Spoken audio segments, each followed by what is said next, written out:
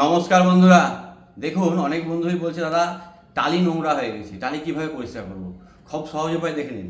এই হচ্ছে muriatic acid, মুদির দোকানে পেয়ে যাবেন, টয়লেট ক্লিনার। বোতলটি নিয়ে এসে বোতলের মাথায় একটা ছোট্ট ফুটো করে নেবেন, যে পিচকারির আকারে যেখানে যেখানে আয়রন আছে সেখানে সেখানে এভাবে দিয়ে দেন।